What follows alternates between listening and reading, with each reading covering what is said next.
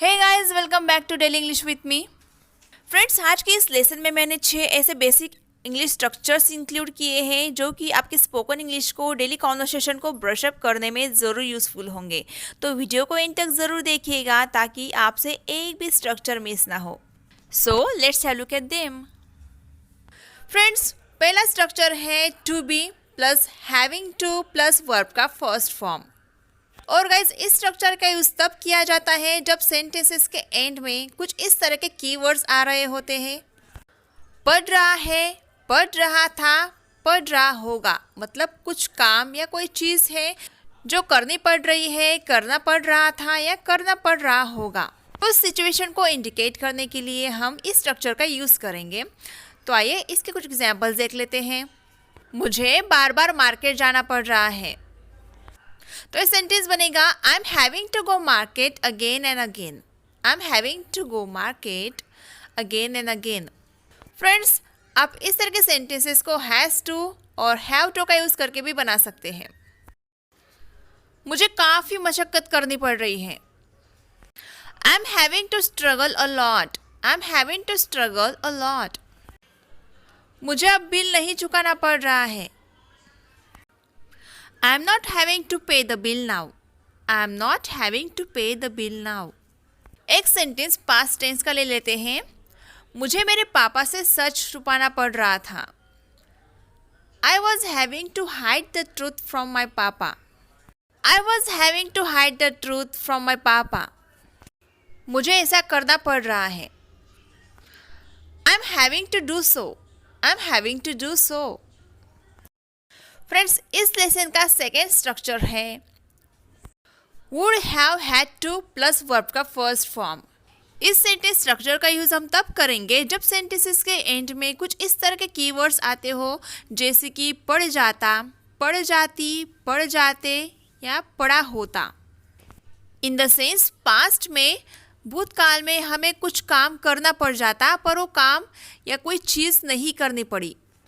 तो फ्रेंड्स, इस सिचुएशन को बोलते हैं हाइपोथेटिकल पास्ट। तो जब इस तरह की सिचुएशन आती है, हमें एक्सप्रेस करना पड़ता है उस सिचुएशन को, तो उस कंडीशन में हम इस सेंटेंस स्ट्रक्चर का यूज़ करेंगे। जैसे कि सेंटेंस गैस उसे हमारे घर रुकना पड़ जाता, मतलब किसी कारणवश उसे हमारे घर रुकना पड़ जाता पर नहीं रुकना पड़ा। सेंटेंस बनेगा he would have had to stay at our house. He would have had to stay at our house. मुझे उनसे पैसे उधार मांगने पड़ जाते।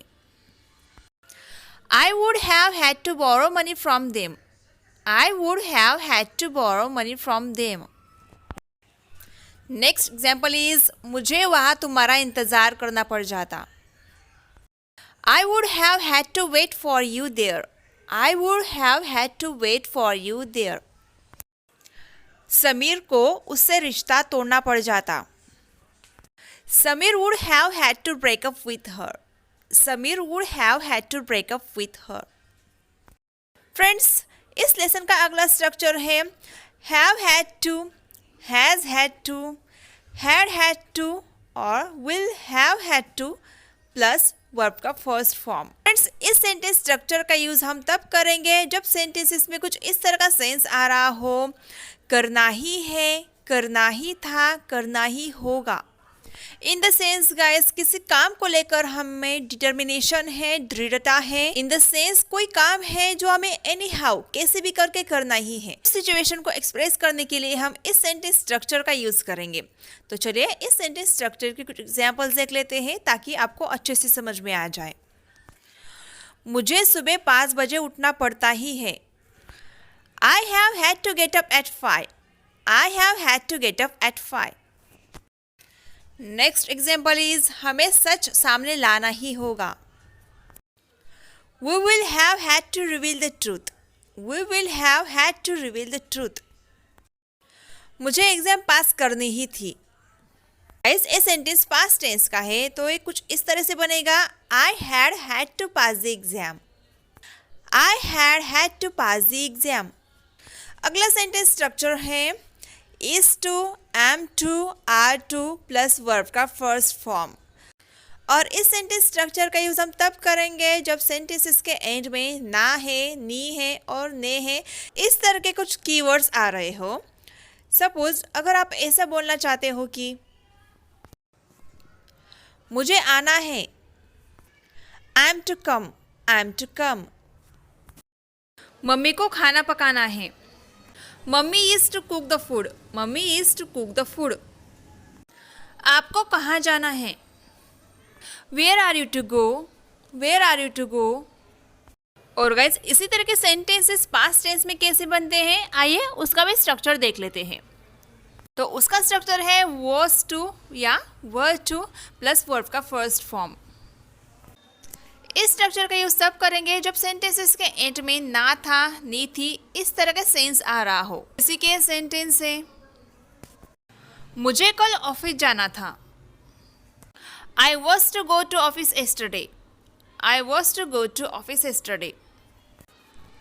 नेक्स्ट एग्जाम्पल इज वो मुझे कुछ बताना चाहते थे, He was to tell me something, he was to tell me something।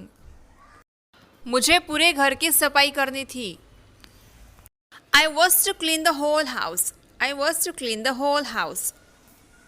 आपको वहाँ कब पहुँचना था, When were you to reach there, When were you to reach there।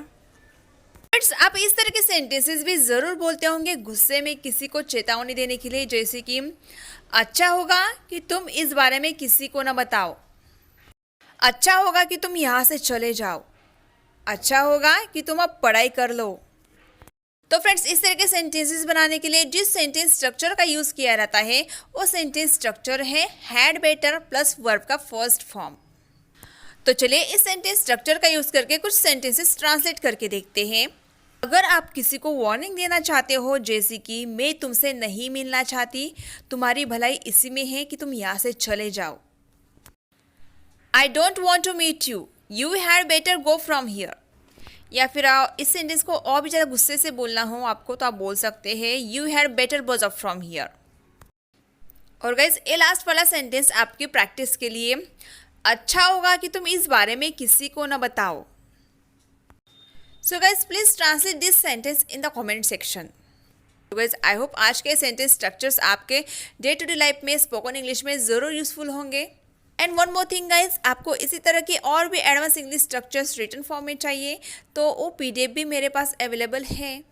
मैंने उस ई बुक में, उस पीडीएफ में 2000 प्लस डेली इंग्लिश सेंटेंसेस, ऐसे सेंटेंसेस जो आप सुबह से लेकर रात तक अपने फैमिली के साथ बोलते हो, और इतना ही नहीं 300 प्लस एडवांस इंग्लिश स्ट्रक्चर्स और फ्रेजेस।